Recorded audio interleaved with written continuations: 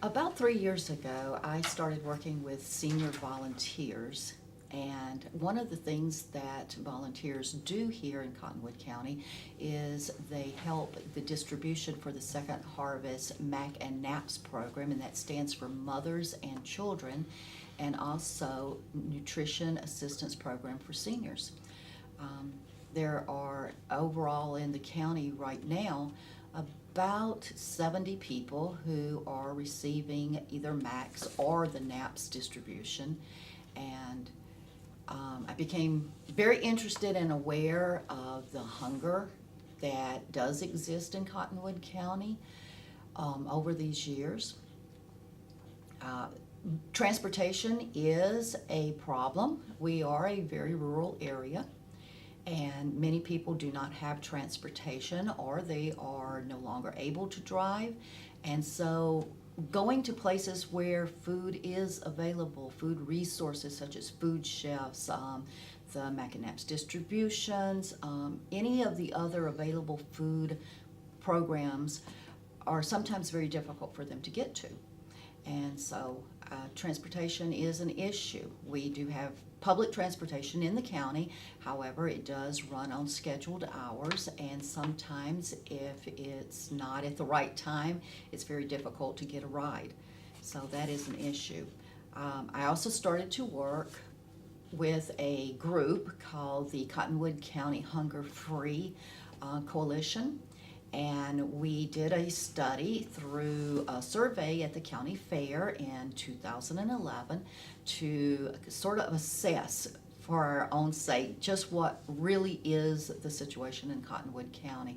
And we found that there is a problem, that there are people of all ages who are doing without food. And the survey came back, 11% of those filling out the survey did say that they had missed at least one meal a day.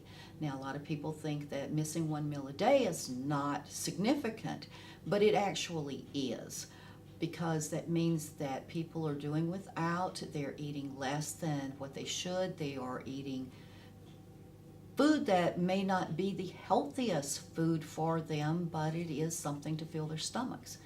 And so it's a problem. And I do see it as a problem here in the county. And I work with this hunger-free group, and we are trying to find ways of alleviating those problems in any way that we can, and looking for resources to help with that. So what have you tried? What have you tried in terms of alleviating hunger? Right now I'm working with the local SHIP grant, and there is a multi-county group now through Rural Advantages in Fairmont that are working towards looking at, they've just started, and they're looking at many ways of doing farm to table, school, farm to table school lunches, helping to find ways to help farmers be able to have the equipment to preserve food when it's in season so that it doesn't go to waste and can be used later. This is going to be a terrible interview. No. So first of all, SHIP. Yes. What's the acronym? Yes, I'm sorry. SHIP is Statewide Health Improvement Program. Okay. So that's. I'm trying to get the connection. I mean, they're working with essentially the problem of small truck farmers having more at any given time than the market can bear. Actually, SHIP is very multifaceted. It works with a lot of different angles. Anything to do with nutrition, exercise, education, education on nutrition, education on exercise, all the different things that are involved in making you a healthier person. So specifically with regard to poverty and hunger, how are they thinking about the connection between farmers and alleviating hunger? I mean, is that through Yeah. the schools that would happen, or are there other ways that farmers can get food to the people who need it the most? Well, one of the ways is through farmer markets, raising the awareness of farmer markets and that they are. You're going to have to do a lot of cutting on this. Okay. Raising the awareness of farmer markets and that farmer markets are an affordable way of getting good, nutritious food. Education through the schools to educate children what real food is and healthy nutrition. Introducing them to foods that come from the farmers directly, and so that the children are basically only aware of things that are packaged now, and they really don't, most children don't have a lot of concept of what locally grown, right from the farm foods are. And so that is one of the programs. Having nutritional and exercise programs within companies, having companies provide healthy snacks versus the vending machine with the not so healthy snacks. So a lot of different angles, many different angles to get people on board with healthier foods, much better nutrition, and exercise. And have you had any particular successes with these efforts? Are they mostly in kind of the planning stage, or have you gotten some actual changes to happen? Well, a lot of it is still in planning stages or just being implemented, but even in the building that I work in, they have started having healthy snacks in the break room that can be purchased for a very minimal fee, instead of bringing in the mini pans of bars and cookies and all kinds of desserts that they were doing before. So that is quite an improvement. You don't see those pans of bars in the break room anymore. Now you see healthy snacks. And that's, I mean, does this organization ship? Does this put up posters in the break rooms, or how does it make that happen? No, it's up to each individual company how they want to plan what they're doing, and so each company that applies for a SHIP grant through these mini grants, they actually will do all the work involved. Yes. So a company could apply for a mini grant to do employee education and propaganda and whatever to clean up the break room snack act, or to introduce some alternative to the vending machines that aren't that aren't healthy, and then and that would be the way that the initiatives would get implemented. Exactly. I understand. Yes. Okay. And through the oh gosh, okay, I gotta collect myself. What is the name of it? Oh yeah. Okay, and through one of the SHIP grants that was made to Rural Advantages out of Fairmont, they have a multi-county food policy council who is meeting, and like I said before, working with farmers, also with schools to bring the farm to school program in, but also looking at community gardens and a lot of different resources like that.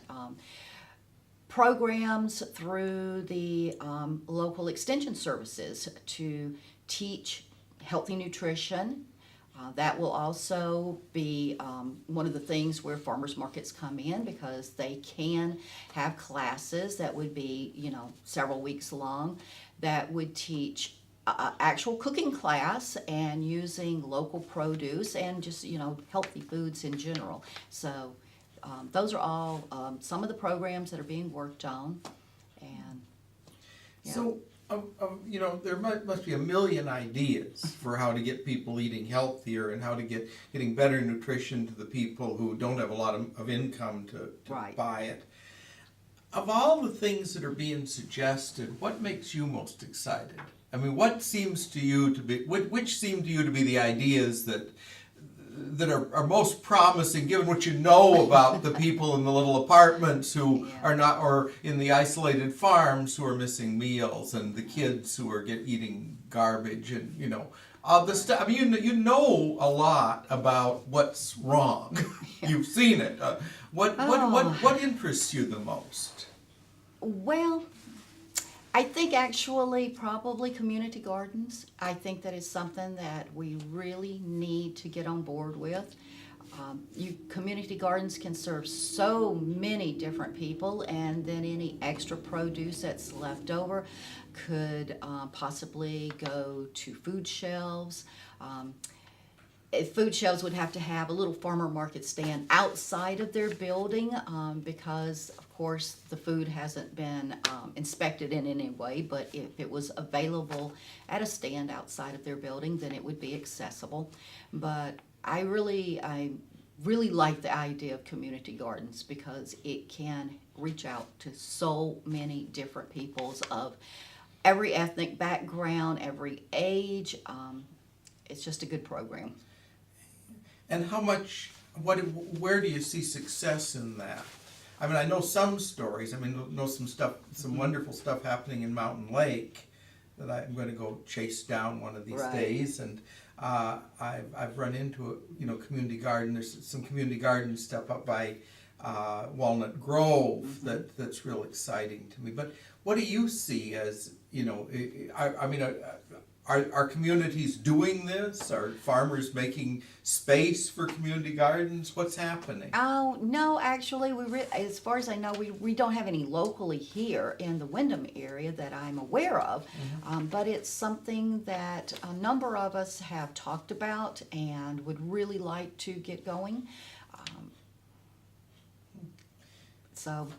And sort of what does it take to make a community garden happen? Well, someone to donate a portion of land. It can be an extra lot or a half lot, any space that's just not being used that could be turned into a garden space.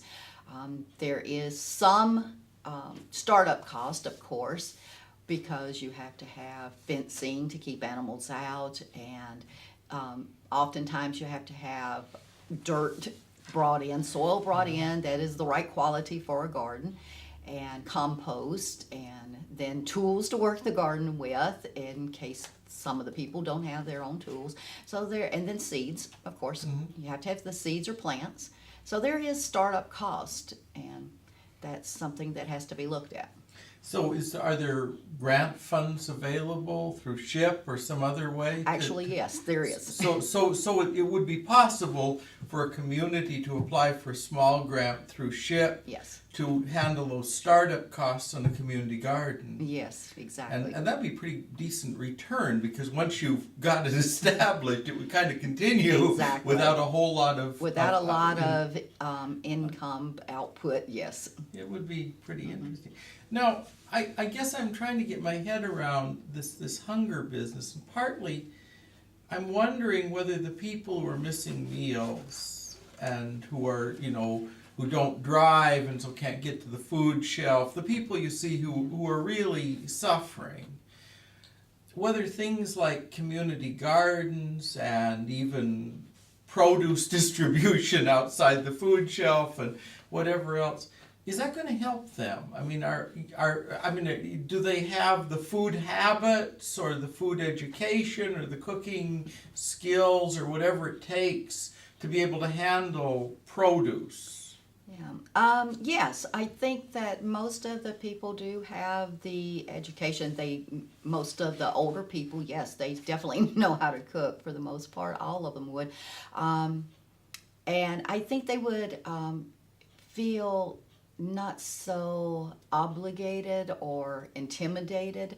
Many of our seniors really are at such a low income level, but they're too proud to apply for the SNAP program, which is the old fashion food stamps. Uh-huh. They see it as a government handout instead of something that they're entitled to. They are entitled to it, but they won't ask for it. And it's really a hard battle to get them to understand that it would help them so much if they would apply for that program. They may not get a great deal of money off of the SNAP program, but every little bit helps. So I think having a community garden where they could just be neighbor to neighbor, be given vegetables that they could use in amounts that were reasonable, that they would be able to consume, would be a very good thing.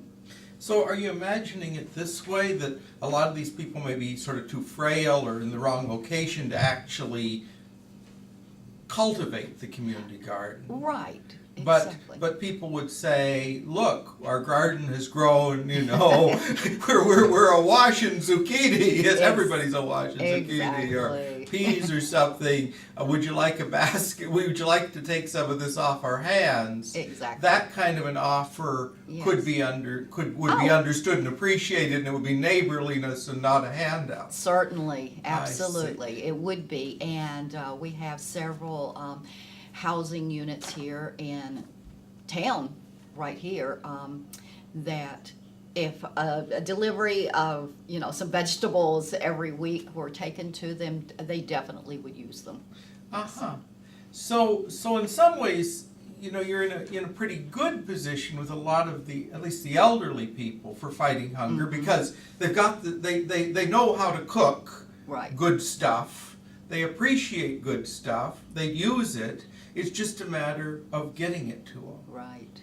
And then, of course, getting it to them off season, which is where preservation and stuff is going to come in. Yes, exactly. Wow. Yeah. Oh.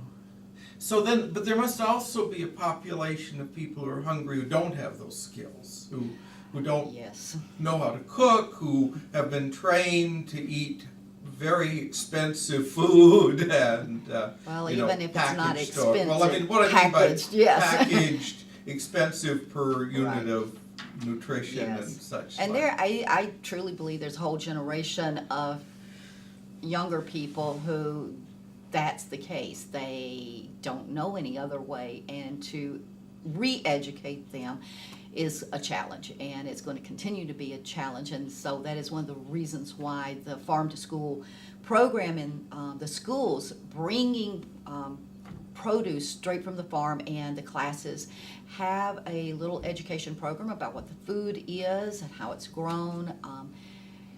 It's starting to educate those young children into what real food is, and so that's an important step. And many of the parents I know have been amazed when their child comes home and say, can we have this vegetable or that vegetable? And the parent looks like, what? Because they've never served that. So, yeah. So I've been hearing about farm to school from a variety of people. I'm Can sure. you tell us a little bit about kind of when that started and how it's working in Wyndham? Well, it started through the SHIP program, and I'm really not the person to address that so much. There are other people who were more involved in that aspect see. than I was, but it did start with the first SHIP program that was began, I believe, 2 years ago, 2.5 years ago. Mm-hmm. Okay. But you have seen something of its effects Oh, on yes, kids and definitely. so forth. Mm-hmm. So it's a combination of getting local produce to provide it, sold to schools. Exactly. And classes to teach kids the importance of eating that stuff. Right. Yes. Gee. But do you happen to know about, like what is done to make it easier for farmers to sell produce to schools, or is that somebody else I need to talk to? Yes. It would definitely be someone else. I'll chase Yeah. that person down. I can give you the names. Great, I appreciate that. Yeah. So I guess interested in your take on these adults who maybe have grown up with food education that's less than ideal, who are hungry but perhaps not in the position of these elderly people who know how to cook stuff, or know why it's, who eat their vegetables, What's possible there? What kind of things are you thinking about? There are a number of ways. There are classes through the Minnesota Extension Service, and here in Cottonwood County, our extension educator, nutrition educator, she does hold classes for like different groups, like the Job Club, which is a program through the Private Industry Council. Say that again. Okay, start over. Here in Windham, our extension nutrition educator does a nutrition program through the Job Club, which is through the Private Industry Council. She is available to go out and do this kind of program to any group that would be interested in having it. So it's available. It's just that, people have to show an interest and show up, and they prepare a complete meal, and they help with the preparation, and then they get to eat the meal at the end, and so it's a good program. Now you've worked some with coordinating seniors. Yes. I'm wondering how kind of coordinating senior volunteers fits in with this ending hunger stuff that you've been working on. Well, we do have seniors who work in the local food shelf here in Windham, and we also coordinate the distribution, as I said earlier, of the Mac and Naps boxes in Windham and in Stoughton. So they are very much involved in those aspects of helping people to get nutrition. I see. And these boxes are like the Mac and Nap, the boxes, what are those? Well, it's a box that's prepared.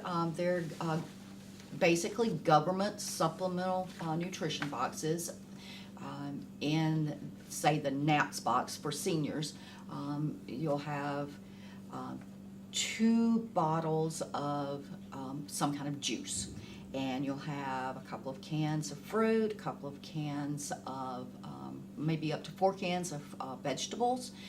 It will have a starch such as rice or noodles, some sort of pasta, or dried potatoes. There's canned milk, and also the boxed milk, which replaces the dried milk that was in there before. There is cereal, and I'm trying to think what else there is in there. Anyway, it's a variety of different food groups. Oh, and then there's the cheese that's in there. The American cheese box, which is a 2-pound box of American cheese. So it addresses a lot of the different food groups. So the idea is a bunch of these boxes show up in Stoughton, mm-hmm. and then how do they get distributed?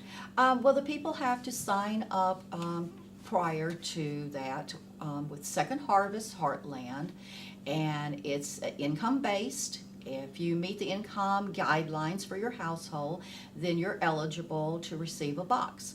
And so they have to be already pre-approved, and then the boxes arrive at the distribution location. The people have a card that identifies them, and then the boxes delivered to them.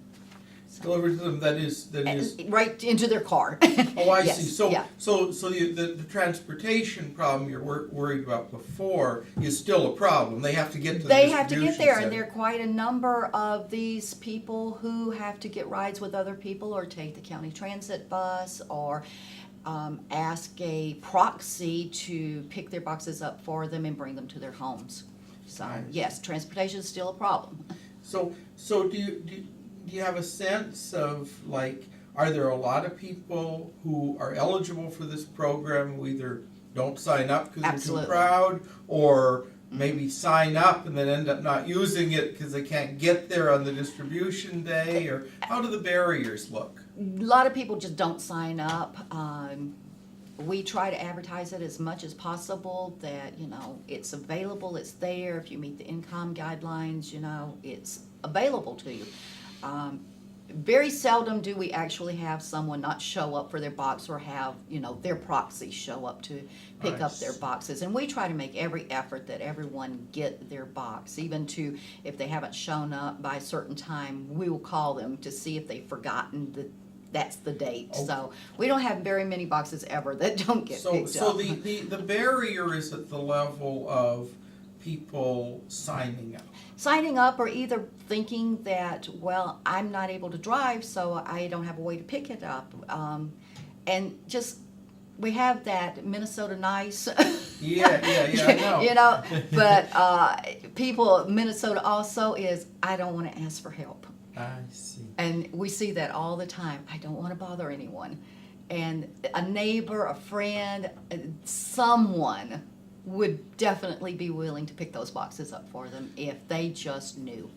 So, yeah. Do you have any idea of what percentage or how many eligible people are not applying? Is it a tiny percentage? Is it more than half? What would you think? Oh gosh, now you're really putting me on the spot, Peter. Well, but I'm also just asking It's for your it's a large percentage. It is a large percentage. Cottonwood County is a poor county. It's not by far the poorest county, but we do have a large senior population who meet the income guidelines. And there is a limit for Minnesota as how many people can receive those boxes, but chances are very good that if you call and, apply, you would be put on the list. Sounds good.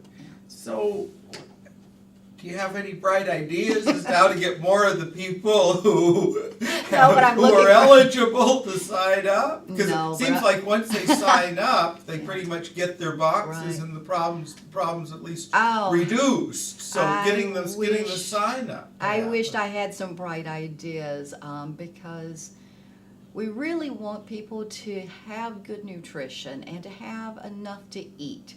And it's a problem. We know that there are people out there that are doing without food because they're having to pay for their medications or utility bills, something. And so they're scrimping on food. And it shouldn't be that way. Well, are there any things that have worked in the past? I mean, somehow you got a body of people who are willing to sign up. How did that happen? Do churches work? Do neighbors jolly people along? Or do relatives do it? Or what are the ways that people who have signed up get signed up? Well, sometimes it has been through putting it in church bulletins. This program started long before I was ever involved in it, so I really don't know all the ways that people were encouraged. I would imagine that some of the people who use some of the programs through our family services were probably steered in that direction. And a lot of times it's neighbors. Now, oftentimes when we get new people, it's because someone who's on the program knows someone who could use the program, and so they'll take them one of the little brochures and encourage them to call and say, I don't know, everybody has to, you have to be careful. I don't know if you're qualified, but this is a really good program and you should call and see if you are eligible. So. Yeah. Well, it's always television. There's always television. My special thing. So, and how often do these boxes arrive? Once a month. Okay, yes, so they're not a full solution. No, it's not a full solution, but it certainly does help. Yeah, and if there were, a delivery of produce, during the summer in addition. Mm-hmm. So we're talking now. We started out talking about these boxes arriving places like Stoughton. Mm-hmm. But, in terms of the high rises or not high rises, but the residences in Wyndham, is participation going to be higher there, do you think? No, I'm not sure I'm Well, understanding. what I mean is, are you going to have more, you talk about missing people out in the country, and I kind of understand, but in a residence where a lot of folks live, a lot of elderly folks live together, are you still going to have people who aren't being served, who are eligible? For the NAPS boxes? Yeah, or? yeah. Well, here in Wyndham, in the residence apartments, quite a few of those do use the program. Yeah. So it isn't as much of a problem to get the eligible people hooked up with the food. Most of the times it's the people who live alone that, see. are not aware or just not comfortable with accepting the boxes. Yeah. Right. Yeah. So, do you have good pictures somehow or other? Like, is there anybody who knows how many people in Cottonwood County live alone? Well, someone probably does. Census. Census. We could refer to the census to find out that, yeah. Uh-huh. So you could actually get a sense of how many people are potentially in trouble. Oh, yes. Well, yeah, definitely. And, Second Harvest Heartland did a huge survey, several years ago statewide, and they broke it down by county of incomes and how many people are eligible in the county for services that, could be getting services. Oh, I see. So that information you've got, Mm-hmm. and so you could really pretty easily tell how close you're coming to Oh, right. serving the people who you need. And we know that we're not serving nearly as many people as could use the help. I see. I see. Have you worked at all with farmers on this? I mean, with like truck farmers are producing substantial amounts of food. Are they in the conversation? Well, at some level, but I'm not personally involved with that, yeah. I see. So somebody's talking to them about how, their excess might be Right. made available for this. I talked to a guy a while back who does a big business in produce. Big semis come and drop, and he says he has to overproduce 10% to meet fluctuating demand. Right. And that stuff's just going to rot. Exactly. I mean, if the demand doesn't fluctuate the right way, he's got a field full of broccoli. Exactly. And that's where, with these mini ship grants, helping the growers find ways that they can preserve those foods so that they can be used at other times of the year, I think is really important. Uh-huh. So in addition to finding ways of getting the food to people, getting the food preserved so that it's available off season. Right. Yeah. So what do you find? You do a lot of work with this stuff. You're in a lot of meetings. You're talking to a lot of people. What do you find most satisfying about your own work?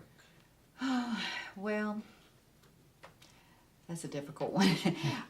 Satisfying in that hopefully someday, it's not totally happening now, but someday that people will have food. I just don't like to see anyone that's going without food. And so we're working towards that goal that someday, everyone should be able to have food. It's a struggle. I'm not going to say that it isn't, because it is. And it's something that you have to just continually work at in the best ways that you can. And some things will work and some things are just going to fall by the wayside. And getting other people involved, as with anything, you always have those who will do, and then there are lots of people who think it's a great idea but don't get involved. So, yeah. Just to connect up, I did a show earlier about Greg Warner's Circles of Support project. Yes. And we were in a parade together supporting that. I was there too. Yeah. Maybe more years than Yes. years than just Yes. one. So how do you see things like circles fitting into the picture of getting food to people who need it? Oh, yeah. Circles is a wonderful, wonderful program that is so totally understated, really. I'm very involved with the Circles group and work with Greg closely.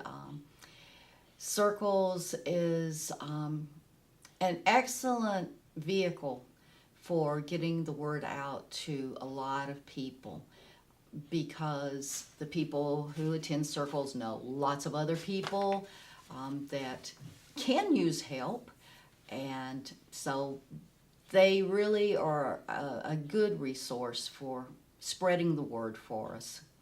So is the picture this, that you get a bunch of people who are trying to better themselves and get out of poverty, or meeting for a meal, like once a week now? Yes, once a week. Once a week, and talking about and partnering with folks who are a bit more prosperous in some ways on that, to think about strategies for getting out of poverty. They meet together and they get good information about available food resources and possibilities, and then they become a conduit for their friends. Exactly, yeah. And also they become a way of inviting more people to come to these meetings and know stuff. So Yes. it becomes a sort of distribution network for information It that definitely works does. through the people in poverty, as opposed to from people who aren't to people who are. But I do want to make a correction there. I mean, we do, part of the Circles, I don't even know what you call it. Part of Circles is that we do work to help people overcome poverty. But poverty is not just lack of financial means. We invite everyone to join in the Circles of Support group, because it's not only to overcome your financial poverty, but social poverty and services. And there are people who come just because of the social aspect. There are people who come because they want to learn more about how to become a leader, how to better manage their finances, lots of different reasons. So there are all kinds of levels to poverty other than just lack of money.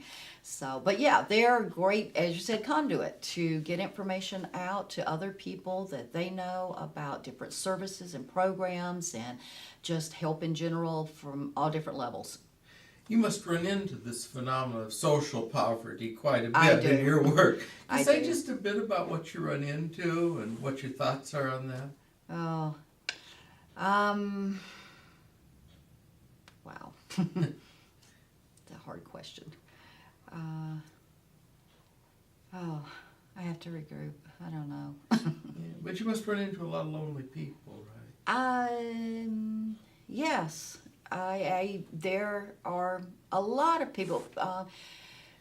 As I said before, people don't like to ask for help, and they don't like to impose on people. And I find, especially working with seniors, a lot of seniors are very isolated, and they don't want to ask for any help, and they don't want to say that they're in need, and so they do become quite isolated.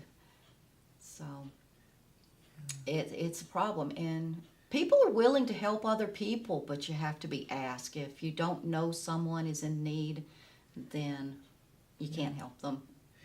Yeah.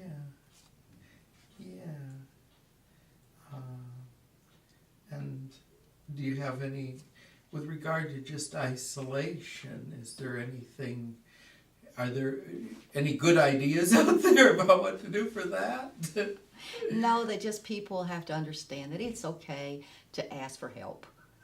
And help can be, help putting a light bulb in, or reaching something on a high shelf so that you're not climbing up on a ladder and falling and breaking a hip.